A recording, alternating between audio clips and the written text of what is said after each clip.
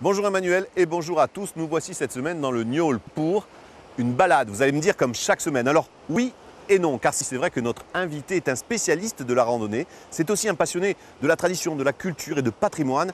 Et vous allez voir que ces balades ne sont pas que des balades. Derrière la beauté des paysages, il y a autre chose. Rencontre avec Paul-André Aquavive.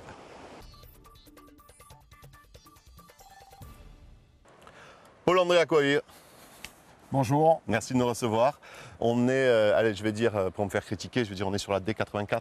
Sur la Scala des Antardines. Entre Francard Et Visa. et au milieu, entre les deux, le plus beau Niol, village de Corse. La vallée du Niol, Et- au village, l'autre. Voilà, c'est ce que je voulais te faire dire.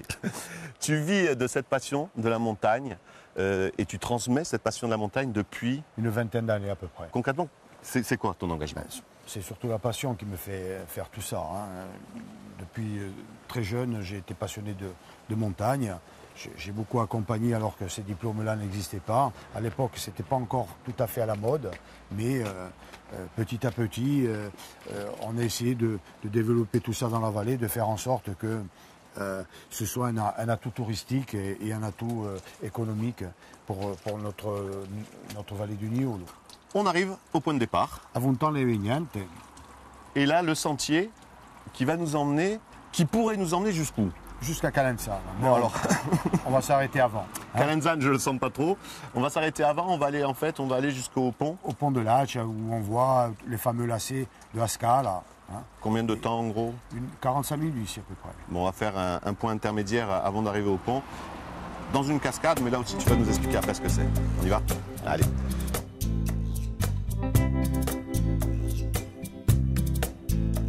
Se la poesia parla appena a luna.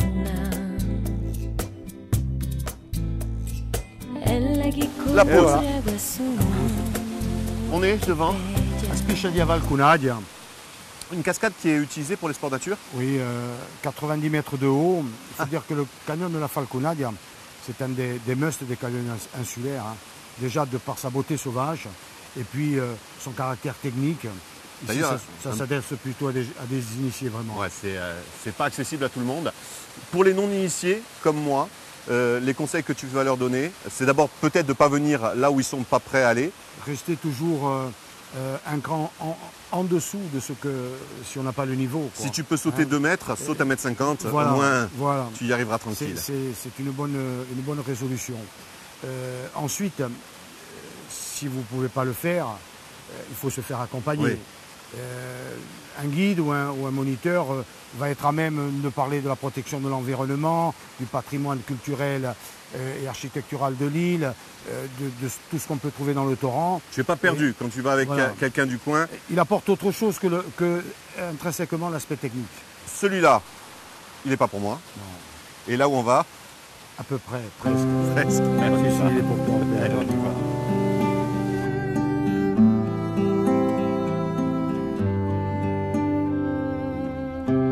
All'incanto d'una notte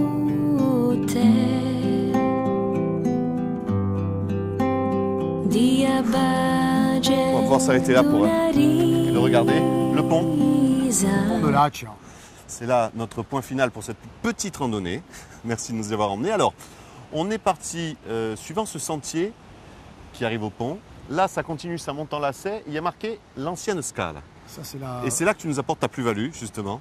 Explique-nous. On va en parler un petit peu. Alors, première voie d'accès à la vallée, ça a été le sentier qui passe sur la cascade de Falconadia qu'on a vu Qu'on a vu. tout à l'heure. Donc ça, c'est 1500. Voilà, à peu près 1500, 1600. En 1820 a été fait ce sentier. C'est la voie d'accès vraiment un peu développée de la vallée. Et elle a été en activité jusqu'à environ en 1870. Et là, on a négocié. Là, on a négocié. Enfin, surtout avec c'est Napoléon III. Napoléon III a fait faire la route que nous empruntons actuellement, mais en échange de la forêt de Valdonier. Ouais, enfin, Ironie une main du- lave l'autre. Une main lave l'autre. Ironie du sort, en 2000, dans le cadre de la loi sur la décentralisation, la forêt est revenue Est revenu. à la collectivité territoriale de Corse et aux communes de En la gros, vallée. on a pris la route, mais on a gardé la forêt. Voilà. C'est En ça, gros, c'est ça. ton ambition, toi, c'est de dire aux gens, venez, je vais vous faire du sport, je vais vous montrer des paysages magnifiques, mais il n'y a pas que ça, il y a aussi toute une tradition, il y a toute une histoire qu'il est bon de connaître. Les gens sont en recherche de ça. Bien sûr, faire un sentier pareil et ne pas aborder ce genre de choses ou terminer le sentier sans avoir eu ce discours ou l'avoir entendu en tous les cas, ça me semble... il manque quelque chose. Oui, on est vraiment passé à côté. On est passé à côté de quelque chose.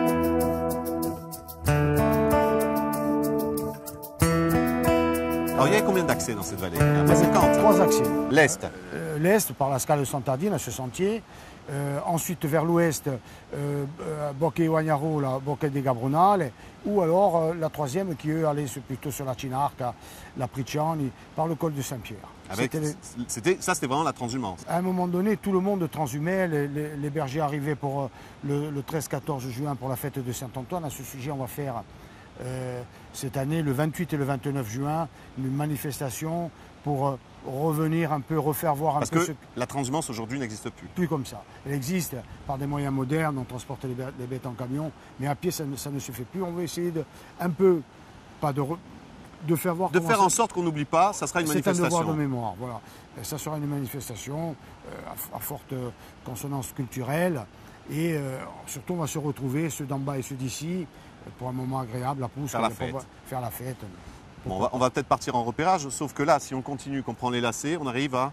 On arrive au village de Corcia. Bon, on va pouvoir faire une pause peut-être. Oui, à Corcia, vous avez un gîte qui est au sortir de la Scala. C'est la porte d'entrée du Niolo. Ah ben, ça permet, on passe la soirée, on passe la nuit. Voilà, et le lendemain matin, c'est une autre aventure. Bon, ben écoute, la prochaine aventure, ce sera pour demain matin. Merci en tout cas, Paul-André, de nous avoir fait découvrir cette histoire et puis ces lieux magnifiques. À bientôt. Merci à toi. Peut-être pour la transhumance en la France. Pas de problème. À bientôt. En ce qui nous concerne, on se retrouve la semaine prochaine pour une autre rencontre, un autre lieu et bien sûr, d'autres souvenirs. Salut.